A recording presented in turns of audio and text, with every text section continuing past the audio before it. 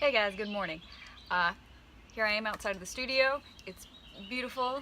Got my best bud Charlie here with me.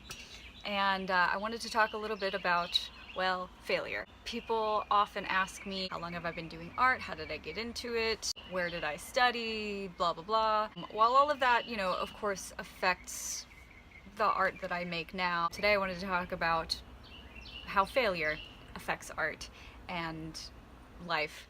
So I wanted to share a little story. I was a junior in art school and I was scheduled to have a critique with one of my teachers who also was the head of the painting department. I was getting my degree in painting and he kind of messed up his schedule, and turns out he was supposed to be part of a critique with a whole class with this visiting artist from New York, this like well-known artist from New York City.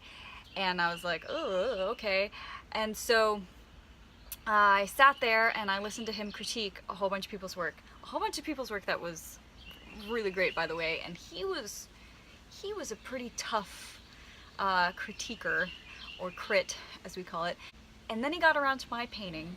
It was this big, huge painting that I was spending forever on. He wasn't just rough on me, he destroyed me. He eviscerated me with his harsh words and pretty much kind of summed it up with, you shouldn't be an artist. Like, you have no place making art in this world. Somehow I stayed it all in. And I went home, cried my friggin' eyes out. And then looking back, I realized it's kind of amazing that the next day I got up and I went to my next class and I kept making art. Even though I was already a junior in art school and some, famous artist guy told me I shouldn't do art, I just kept going. Maybe it was autopilot, maybe, I don't know. I just kept doing it. The cool thing, a year later, I was having a critique in my studio with that same art teacher who was the head of the painting department, who's an amazing, amazing guy. And he saw this visiting artist pass by my studio during our critique. And he said, oh, hey, you should come in and critique this artist's work. And inside I'm screaming, no, not that guy, don't you bring him in here, oh my God. But he did, he came in and he critiqued my work, and it was a good critique. He liked it, he had good things to say about it. It was constructive, of course, but it was positive overall. And then he left. My teacher said, hey, wasn't that the guy that gave you that really terrible critique last year? And I was like, uh-huh. And he said, well, I must feel pretty good then, huh? And I was like, uh-huh. The lesson in this story is, how did I become an artist? It's really, I kept not quitting. I kept going. No matter how many people said, oh, you're gonna be poor. Oh well. Or, hey, you have no place being an artist.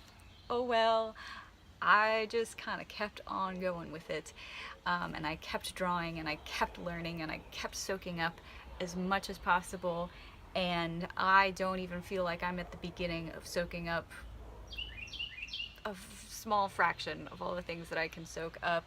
And I very much still feel at the beginning of things. I can't wait to keep creating more, and I can't wait for more people to tell me that I suck so that I can just keep on making things in spite of that, or because of it.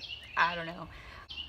So I don't know if this is some cheesy lesson in perseverance or whatever, but maybe it's also a lesson in how important failure is in success, if that's what you want to call it. It's also an important part of the creative process. If you're not failing sometimes, you're probably not trying hard enough and you're not trying new things. So you put yourself out there, try new things, and embrace failure, because it can be an awesome little story to tell years later and part of your formation as a person. So go out there, fail. Thanks for letting me share that. Bye guys.